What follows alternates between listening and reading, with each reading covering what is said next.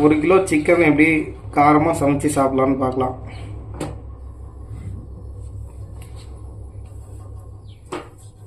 ஈஸியாக மட்டும் வாங்க பார்க்கலாம் எப்படி செய்யலான்ட்டு. அதெல்லாம் சட்டி நல்லா காயிட்டோம்.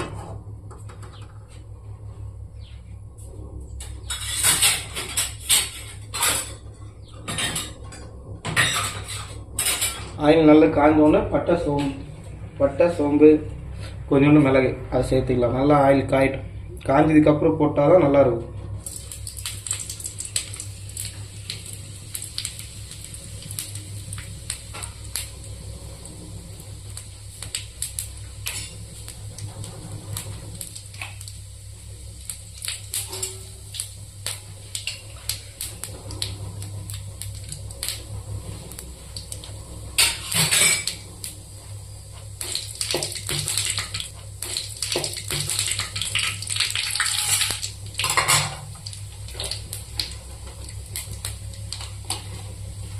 கொத்தமல்லி, வரமிளகா, பச்சை மிளகா சேர்த்துக்கலாம். நல்லா காரமாக இருக்கும், ஆனால் டேஸ்ட்டு செம்மையாக இருக்கும். லைட்டாக வதங்கினதுக்கப்புறம் ஆனியன் சேர்த்துக்கலாம்.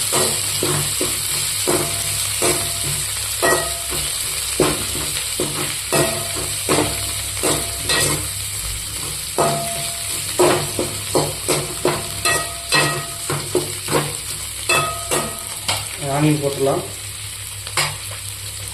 ஆனியன் கொத்தமல்லி எல்லாம் சேர்த்து வளரும்போது அது ஒரு நல்ல ஃப்ளேவர் கொடுக்கும். நல்லா இருக்கும். வீட்டில் செஞ்சு பாருங்கள். இப்போ செய்கிறேன், அதை பாருங்கள்.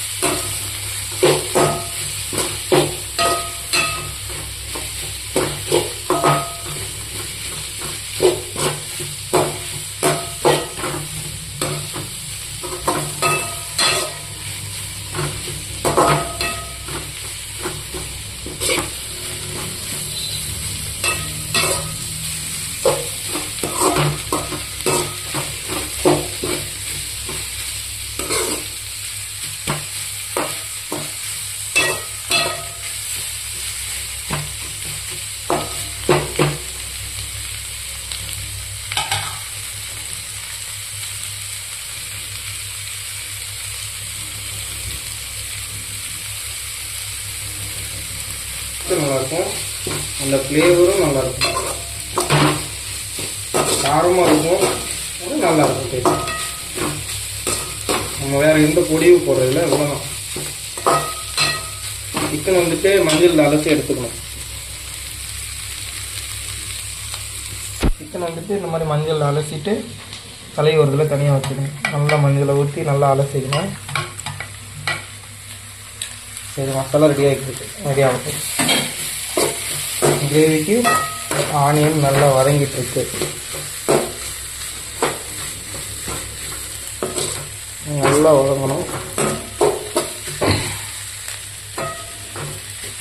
கலர் மாறுது, சரிதா? இன்னும் நல்லா கோல்டன் ப்ரௌனில் வரும்.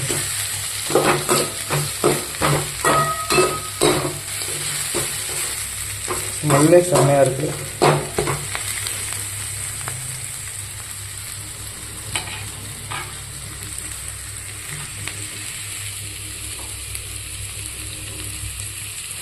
நீங்கள் வதக்கும் போது அந்த ஸ்மெல்லை பார்த்தீங்கன்னா செம்மையாக இருக்கும். நல்லாயிருக்கும். அந்த ஃப்ளேவரு, அந்த கொத்தமல்லி ஆனியன் வாடையே செம்மையாக இருக்கும்.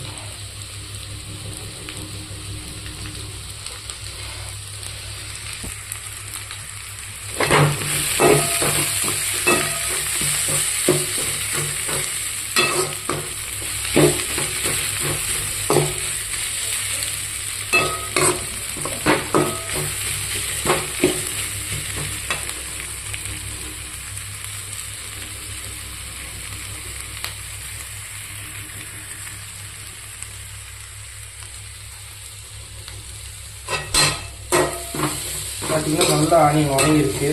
இனி வந்துட்டு நம்ம தக்காளி போட்டுக்கலாம். ஒரு 3 தக்காளி, 2 தக்காளி போட்டிங்கனாலே போதும். எனக்கு அது நல்லாயிருக்கும், அதனால் நான் போட்டுருக்கேன்.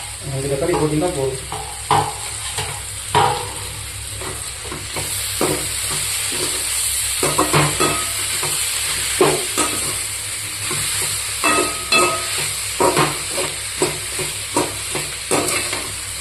எனக்கு ரொம்ப பிடிச்சி வைக்கணும். நம்ம மற்றபடி எப்படியோ சிக்கன் கிரேவியாக வச்சு சாப்பிட்ருவோம். ஆனால் இந்த டேஸ்ட்டு வேறமாக இருக்கும். இந்த டேஸ்ட்டுக்கு எதுவும் ஈடு கொடுக்காது.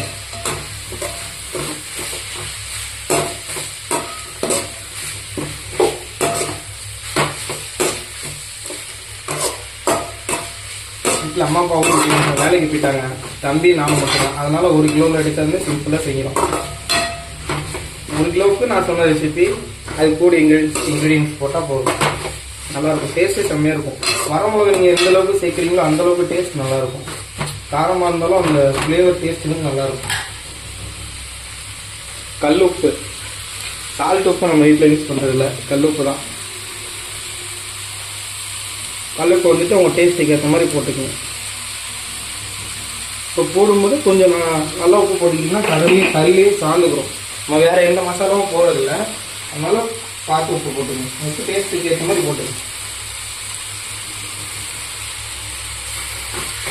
தக்காளி போட்டுட்டு உப்பு போட்டிங்கன்னா தக்காளி நல்லா வதங்கும். தக்காளி நல்லா வதங்குச்சுனாலே நல்லா இருக்கும். கிரேவி மாதிரி குழம்பு நல்லா இருக்கும்.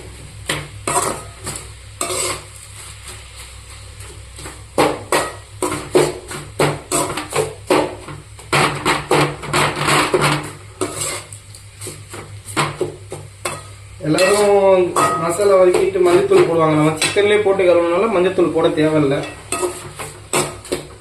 ஃபார்மாலிட்டிக்கு வேணும் நீங்கள் போடுறாங்க, லைட்டாக போடுங்க. நான் சிக்கன்லேயே அலசிட்டு ஆனால் மஞ்சத்தூள் போடல கிரேவியில். தக்காளி பார்த்தீங்களா, போட்டோன்னு நல்லா வணங்கிடுச்சு. நல்லா வணங்க.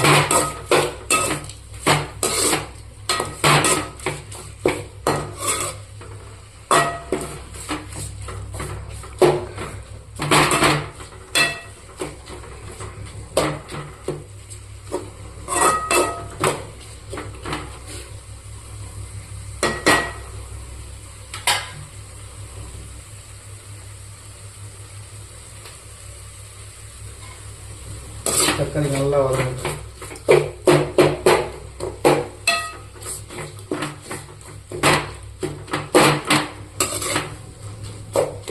இந்த தொக்கு மாதிரி தக்காளி தொக்கு சொல்லுவாங்களா, அந்த பதத்துக்கு நல்லா வதங்கினதுக்கு அப்புறம் சிக்கன்.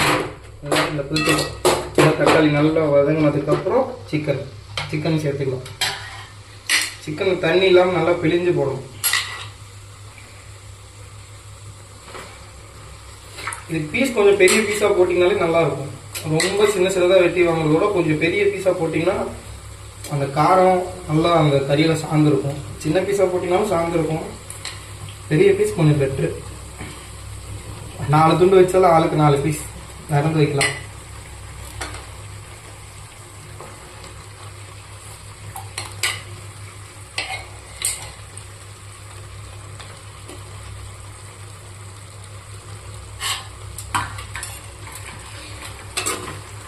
போட்டு சிக்கன் நல்லா கிண்டி விடும்.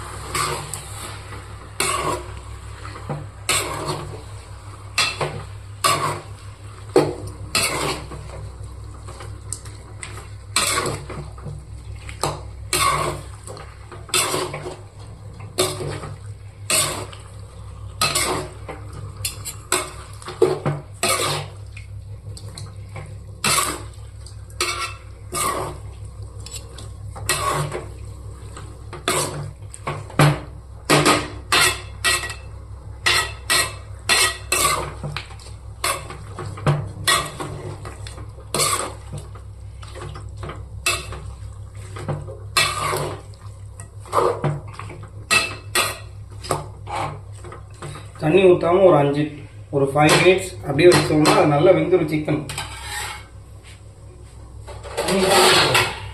தண்ணி ஊற்றாமல் சிக்கன் அப்படியே ஒரு 5 மினிட்ஸ் மூடிக்கணும். வெந்ததுக்கப்புறம் எடுத்து காட்டுறேன். 5 minutes later.